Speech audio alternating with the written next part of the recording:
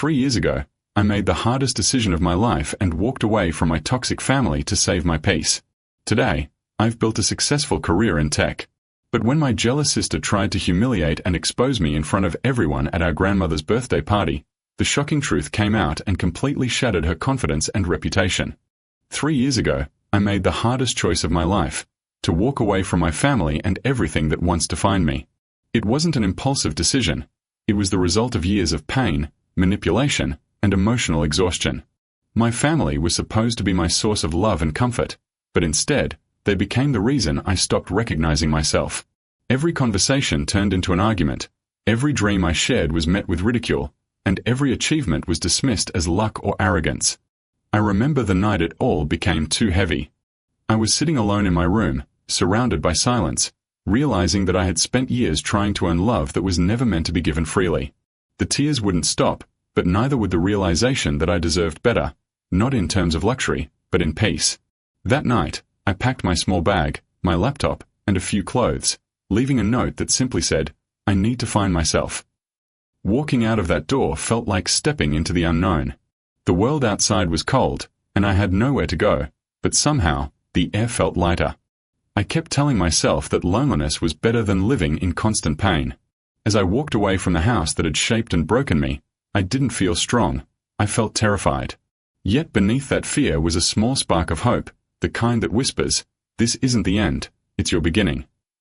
I didn't know what awaited me, but for the first time in years, I wasn't pretending. I was finally free, even if freedom came wrapped in uncertainty, tears, and the sound of my footsteps fading into a future I was yet to build. Growing up in that house felt like living in a constant storm that never passed. There were moments of laughter, but they were always short-lived, quickly swallowed by tension and sharp words that cut deeper than anyone could see. My parents believed discipline meant control, and love was something to be earned, not given. Every mistake was magnified, every success minimized, and every attempt to express myself was treated as defiance. I learned early that silence was safer than honesty. My sister, always the favorite, knew exactly how to play their game, sweet words in front of them, cruelty when no one was watching.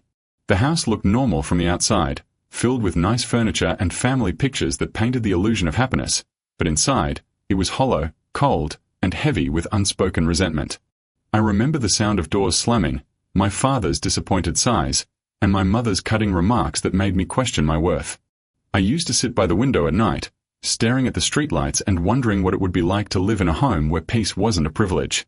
I tried to change, to be what they wanted, quieter, smarter, more obedient, but no version of me was ever good enough. My dreams of working in tech, of creating something meaningful, were mocked as foolish fantasies.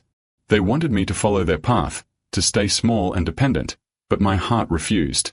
That house may have had walls, but it never felt like home.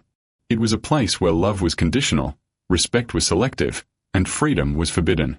And though I didn't know it yet, every wound I endured there was silently shaping the strength I would one day need to finally walk away forever. The breaking point came on an ordinary evening that started like any other, filled with the usual tension that hung in the air like smoke. I had just finished presenting a new project at work, something I was truly proud of, and I wanted to share that small piece of happiness with my family. But when I mentioned it at dinner, my father barely looked up from his plate. "So, you're still wasting your time with those computers," he said, his voice dripping with mockery.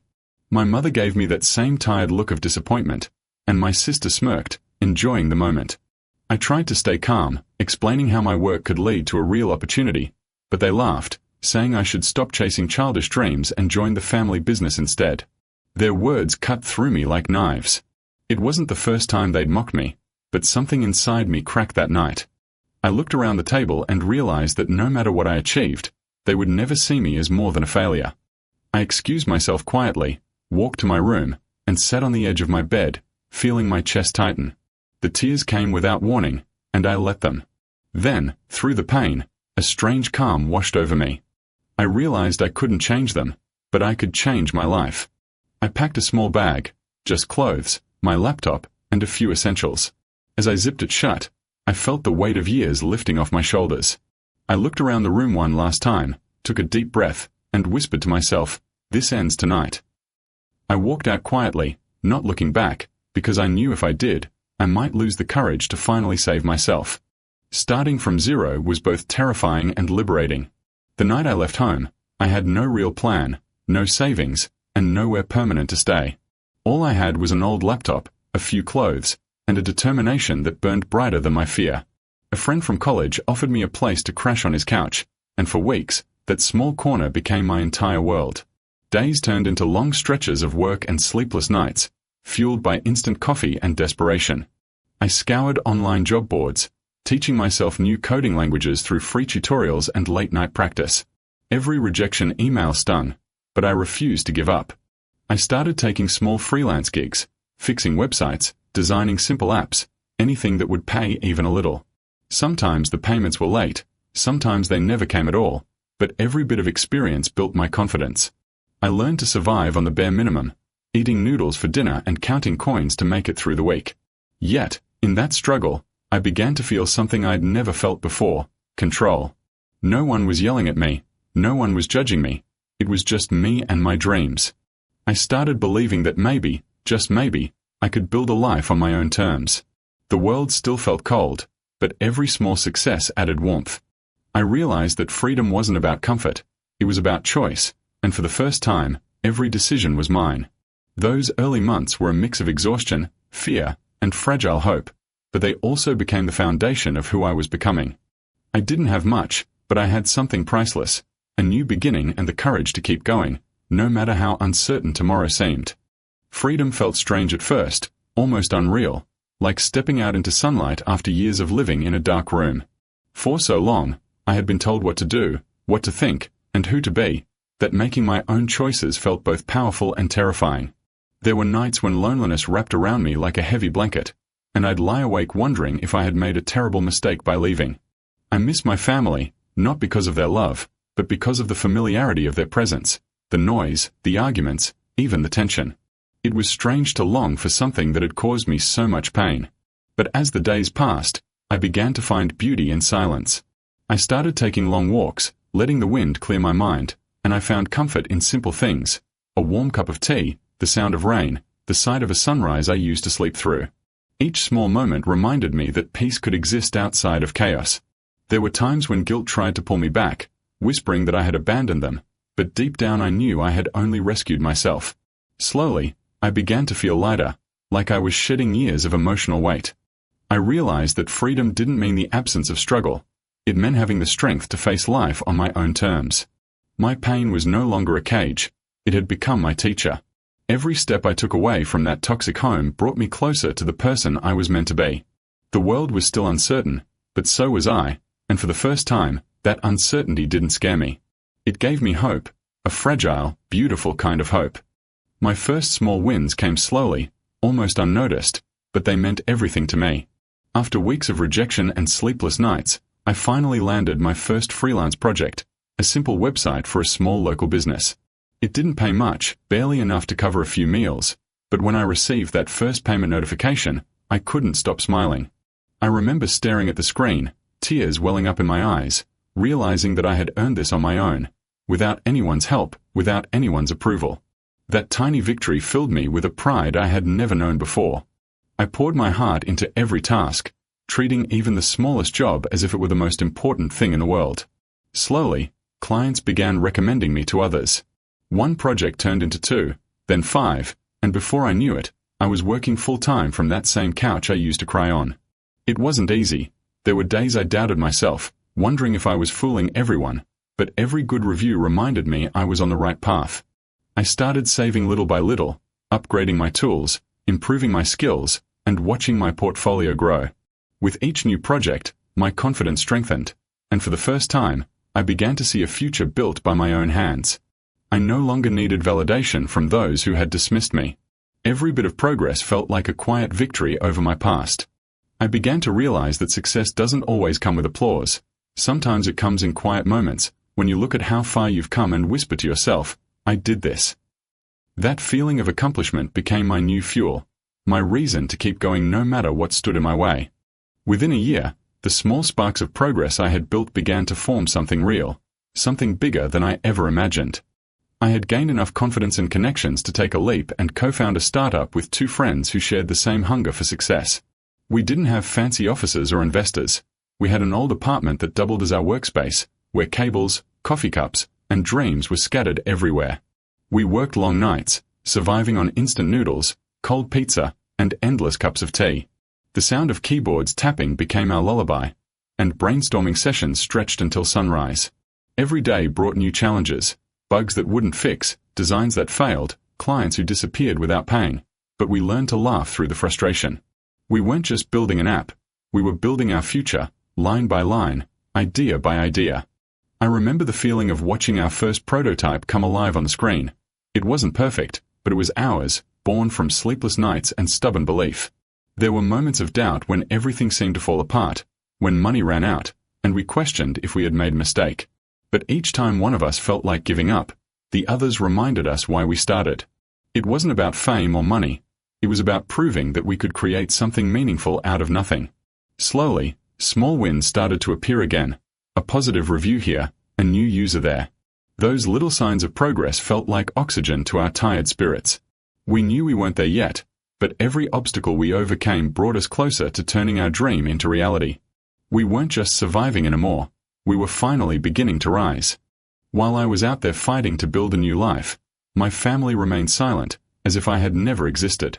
Not a single message, not one call, not even a word through mutual friends. At first, that silence felt like peace, a break from the constant criticism and control I had grown used to. But as the months passed, the quiet began to sting in a different way. I realized they weren't just giving me space, they had erased me completely. Sometimes, I'd see families laughing together at restaurants or scrolling through pictures of others celebrating holidays with their loved ones, and a part of me would ache for what I never really had. I wanted to believe they missed me, that maybe they were proud of how far I'd come, but deep down, I knew they probably still saw me as the failure who walked away. That thought used to hurt, but slowly, it started to lose its power. Their silence became a reminder of why I had left in the first place, because their version of love always came with strings attached. I began to fill that emptiness with people who truly supported me. My friends, my co-founders, my clients. They became the family I chose, the ones who didn't judge me for my past but celebrated my growth. Still, on quiet nights, memories would surface. My mother's voice, my father's disapproving stare, my sister's laughter that wasn't always kind. I wondered if they ever thought of me at all. But each time those thoughts tried to drag me back, I focused on my purpose. I wasn't that scared, broken person anymore. I was someone rebuilding from ashes, and no amount of silence could take that victory away from me. The breakthrough came when I least expected it, after months of struggle, sleepless nights, and countless failures that almost pushed me to give up. Our small startup had been trying to pitch to investors for weeks, sending out proposal after proposal, often getting ignored or rejected without explanation. We were running out of funds, our bills were piling up, and the uncertainty was starting to weigh heavily on us. Then one morning, I opened my email to find a message that would change everything. A well-known investor had seen our demo online and wanted to meet us in person. My hands trembled as I read it over and over again, barely believing it was real. We spent the next few days rehearsing our pitch, perfecting every detail, and preparing for every possible question. When the day finally came, we walked into that meeting nervous but determined, dressed in our best clothes, which, for us, meant clean jeans and borrowed blazers. The investor listened quietly, asked a few sharp questions, and then smiled. "You've built something impressive," he said. "I'm in." I remember looking at my friends in disbelief, realizing that our dream was no longer just a dream. We shook hands, and in that moment, all the nights of exhaustion and doubt suddenly felt worth it. As I stepped out of that office, I looked up at the sky and felt a wave of pride I couldn't contain. This was the moment I had been working toward, proof that my pain had a purpose. I thought about my family then, wondering what they would say if they knew how far I had come. But more than anything, I felt grateful that I had believed in myself when no one else did. It was only the beginning, but it felt like victory. As our company began to grow, so did my name. It started with small articles in tech blogs, then interviews, and soon I was being invited to speak at conferences about resilience, innovation, and building from nothing. Seeing my name in headlines felt surreal, especially remembering the days when I used to doubt if I would ever amount to anything. I had gone from a broken kid who left home with a backpack to someone people now looked up to. Reporters called me a tech prodigy, a self-made success, and while those words felt flattering, I knew the truth. I wasn't gifted. I was just stubborn enough to keep going. Every recognition, every award, every handshake reminded me of the nights I cried alone, the hunger I fought through, and the battles I won silently. My company continued to expand, hiring new employees, attracting more clients, and even launching a new product that exceeded our expectations. For the first time, I could afford to live comfortably, a decent apartment, good food, and the peace of mind that comes from knowing you built everything yourself. But with success came whispers from the past. People who had once mocked me started showing up again, acting like they had always believed in me. Old classmates sent congratulatory messages, distant relatives suddenly wanted to reconnect, and even people from my hometown began using my name with pride. And then came the message I never expected, a text from my sister after 3 long years of silence. It was short, almost casual. Grandma's 80th birthday this weekend. You should come. My heart sank as I stared at the screen, torn between curiosity and pain. I didn't know what she wanted, but something told me this invitation wasn't just about family. When I saw her message, I froze. My sister hadn't reached out in years, not even once during the hardest moments of my life, and now she suddenly wanted me to come home for Grandma's birthday. 1,000 thoughts rushed through my mind. Was it genuine, or was there something else behind it? Part of me wanted to ignore it, to delete the message and pretend I never saw it. But another part, the part that still longed for closure, whispered that maybe this was the moment I needed. Grandma was the only one in my family who had ever shown me kindness, even when everyone else turned their back. She used to tell me, one day, they'll see who you really are. Remembering her warm smile and gentle words, I decided that if I went, it wouldn't be for them, it would be for her. Still, the thought of walking back into that house filled me with unease. I could already imagine the stares, the whispers, the fake smiles. My sister's tone in the message was polite, almost too polite, which made it feel rehearsed. I sensed an intention hiding behind her words, but I couldn't quite see what it was yet. I spent that night staring at the message on my phone, replaying memories of her taunts, her smirks, and the way she used to enjoy watching me fall apart. Deep down, I knew her invitation wasn't about reconciliation. It felt like a test, or maybe a trap. But something inside me told me I needed to face them, not to prove anything, but to finally close that chapter of my life. So I replied with just one word, okay. Little did I know, that single word would lead to a confrontation that would change everything. Walking into that house after 3 long years felt like stepping into a time capsule I never wanted to open again. The same familiar scent of furniture polish and old memories filled the air, but instead of comfort, it carried a heaviness that pressed against my chest. The walls were lined with family photos, smiling faces frozen in moments that no longer felt real. I paused at one picture of my younger self standing beside my parents, pretending to be happy, pretending that everything was fine. My footsteps echoed through the hallway, and with each step, I could feel the weight of the past settling on my shoulders. When I entered the living room, every head turned. The conversation stopped, and the air shifted. My parents sat on the couch, surprised but not delighted to see me. My mother's eyes widened slightly before she masked her expression with a polite smile, while my father just nodded stiffly, his pride too strong to allow warmth. My sister walked toward me, her arms open in a rehearsed hug that felt as cold as her eyes. "It's been a while," she said sweetly, her tone dripping with the same false charm she had always used. I forced a small smile and greeted her back, pretending not to notice the tension that filled the room like smoke. Grandma, however, broke through the awkward silence. She stood up slowly, her frail hands trembling slightly as she came toward me, her face lighting up with genuine joy. "You came, my boy," she whispered as she hugged me tightly, and for a moment, all the noise in my head disappeared. That single embrace reminded me why I was there, not for them, not for closure, but for her. Still, beneath the warmth of that reunion, I could sense that something dark was waiting to unfold. As the evening went on, the house grew louder with laughter, music, and chatter, but underneath the cheerful surface, there was a strange tension I couldn't ignore. My sister moved around the room gracefully, greeting relatives, introducing her friends, and making sure everyone noticed how charming and perfect she seemed. Every now and then, she'd glance at me with a smirk that only I could recognize, the kind that said she was planning something. I tried to stay calm, keeping my attention on Grandma, who was sitting happily surrounded by her friends, her eyes glowing with pride every time she looked at me. She asked about my life, my work, and the company, and I kept my answer simple, not wanting to make it seem like I was showing off. But my sister didn't miss a chance to chime in. "Oh, you have a tech company now, right?" she said loudly, her tone playful but edged with sarcasm. "Must be nice to finally have money after all those years of running away." A few relatives turned to look at me, waiting for my reaction. I just smiled and nodded, refusing to give her the satisfaction of seeing me bothered. But she wasn't done. She kept finding subtle ways to humiliate me, bringing up my past failures, reminding people of how I had left home without saying a word. Each jab was coated in sweetness, disguised as harmless teasing, but I could feel the venom beneath it. I realized then that this was her plan, to expose me, to make me small again in front of everyone. Still, I stayed silent, letting her dig her own grave with every word. I had no intention of fighting back yet, because something told me the truth would soon speak louder than she ever could. As the night went deeper, my sister's attempts to provoke me grew bolder. She poured herself another glass of wine, her cheeks flushed and her confidence soaring.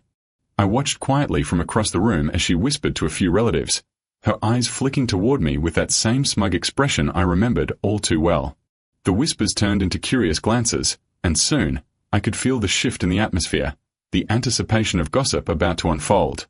Finally, she stood up, clinking her glass for attention. "I just want to say something special tonight," she began with a sweet smile that didn't reach her eyes. "It's wonderful that our long-lost brother decided to show up after 3 years. Some of you might not know, but he left us without a word. And now, apparently, he's some kind of tech genius." A few people laughed awkwardly, unsure of how to react, while others just looked uncomfortable. I stayed still, keeping my calm as she continued. "You know," she added, pretending to giggle, "it's funny how success makes people forget where they came from. He couldn't even call Mom and Dad all these years, but now he walks in here acting like a hero." Her words cut through the noise, sharp and deliberate. Grandma's smile faded, her confusion visible as she looked between us. My parents stayed silent, neither defending me nor stopping her. My sister seemed to bask in the attention, thinking she had won, that she had turned everyone against me once again. But inside, I wasn't angry. I felt strangely calm, almost detached. She didn't realize that every word she spoke only revealed more about her bitterness than about me. I knew it wasn't time to speak yet, but when I did, her perfect little act would crumble completely. The room went silent after her little speech, and I could feel dozens of eyes on me, waiting for a reaction. The air was thick with tension, heavy with judgment and curiosity. My sister stood there, smiling triumphantly, thinking she had finally humiliated me in front of everyone. I took a slow breath, stood up from my chair, and met her gaze. "You're right," I said calmly, my voice steady but firm. I did walk away. I had to, because staying here meant losing myself completely. The silence deepened, and even the music in the background seemed to fade away. "You talk about forgetting where I came from," I continued, "but do you remember what this place was like for me? The shouting, the insults, the way every dream I had was mocked before it even started? I didn't leave to escape responsibility. I left to survive." My sister's smirk faltered slightly, and a few people began to shift uncomfortably in their seats. I turned to face the rest of the room. I worked every single day for 3 years. I failed more times than I can count, but I never gave up. And now, I'm proud of what I've built, not because of money or success, but because I did it without hurting anyone. Grandma's eyes glistened with tears, and she gave me a small, proud nod. My sister, on the other hand, tried to laugh it off, muttering something about me being dramatic, but the room had already changed. People were no longer looking at her. They were looking at me with respect, with understanding. For the first time in years, I had spoken my truth without anger or fear. I didn't need to win their approval. Just standing there, unbroken, was victory enough. My sister's face twisted slightly, the confidence she had worn like armor starting to crack. She wasn't used to me speaking back, especially not with such calm strength. For years, she had fed off my silence, using it as proof that she was stronger, smarter, and better. But now, as the truth hung in the air, she didn't know how to respond. "Oh please," she scoffed, trying to regain her footing. "You always play the victim. You think everyone was against you, but maybe you were just too weak to handle real life." Her words were sharp, but her voice trembled just enough to betray her fear. I didn't raise my voice or argue. Instead, I smiled, not out of pride, but out of peace. Weakness, I said softly, is letting others define who you are. Strength is walking away from what destroys you and building something better. The crowd murmured in agreement, and my sister's fake laugh died in her throat. Grandma reached out and took my hand, her eyes full of warmth. You did good, my boy, she whispered. That single sentence was worth more than every apology I never received. My father looked down, avoiding my gaze, while my mother shifted uncomfortably, her expression torn between guilt and pride. My sister tried to speak again, but the attention had already turned away from her. Relatives began asking me questions about my work, genuinely curious, genuinely supportive this time. I answered politely, all while my sister stood frozen, realizing her plan had failed completely. For the first time in years, the power she held over me vanished, replaced by silence, not the painful kind, but the freeing kind. That night, I didn't just reclaim my dignity. I reclaimed my voice, my peace, and the strength she once tried to break. After the confrontation, the rest of the evening felt different, lighter somehow, as if a weight had finally been lifted off my chest. People who once avoided me out of loyalty to my family now came up to talk, to apologize, to ask questions about my journey. Their words didn't matter as much as the feeling that, for once, I was being seen for who I truly was, not for the version my family had painted. Grandma stayed by my side most of the time, proudly introducing me to everyone as her brilliant grandson, her eyes shining with the kind of love I had been craving my entire life. My sister, however, stayed silent, her once confident posture crumbling bit by bit as she realized that her plan had completely backfired. Every smile I received seemed to sting her. Every word of praise burned through the illusion she had built of being the perfect one. When our eyes met across the room, I didn't feel anger, just pity. She looked small, lost even, as if she couldn't understand how the truth had turned against her so easily. Later that night, as the party ended and people began leaving, Grandma hugged me tightly again.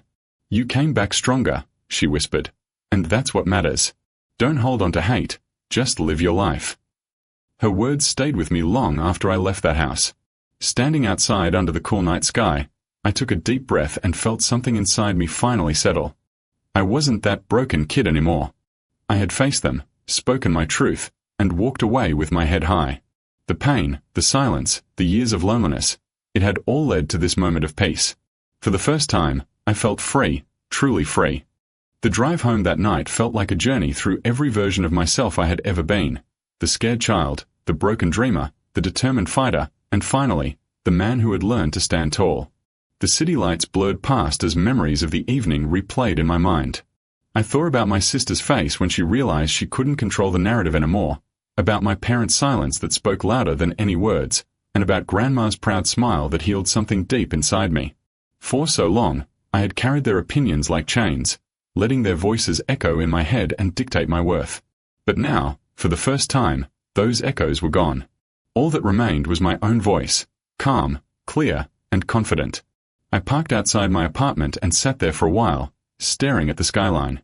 It looked different now, brighter somehow, as if the whole world had shifted with me. I realized that success wasn't about money or recognition. It was about peace, about knowing you don't owe anyone your pain just to be accepted. I took out my phone and opened the message thread from my sister.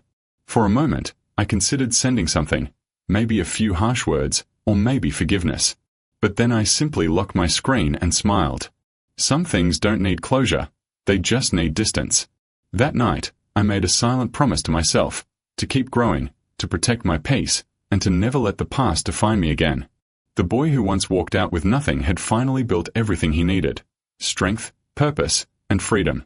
And as I looked out at the city that had witnessed my rise, I whispered softly to myself, I made it. The following weeks felt like a quiet rebirth. Work picked up even more, and the company entered a phase of growth I had only dreamed of before. We launched a new product that received overwhelming praise, and suddenly, investors who had once ignored me were now reaching out eagerly. But even amid the success, I didn't feel the same hunger for validation I once did. I had already faced the one battle that truly mattered, the battle within myself. My sister's failed attempt to humiliate me had become more than just a moment of confrontation. It had become a turning point, a reminder that strength doesn't come from revenge but from peace. I occasionally saw photos from that night floating around on social media, shared by relatives who proudly mentioned my achievements, and though my family never directly reached out, I knew they had seen it. They knew the truth now, and that was enough. One evening, as I walk home from the office, the sun was setting, painting the sky in soft shades of orange and gold. I paused for a moment, watching people rush by, strangers, each fighting their own battles, each chasing something unseen. I thought about how far I had come from that lost version of myself who had once doubted his worth. The pain, the struggle, the loneliness, they had all shaped me into someone unbreakable. I realized that I no longer needed to prove anything to anyone, not even to my family. My success wasn't revenge, it was redemption. And in that moment, I felt something rare, contentment. For the first time, I wasn't chasing more.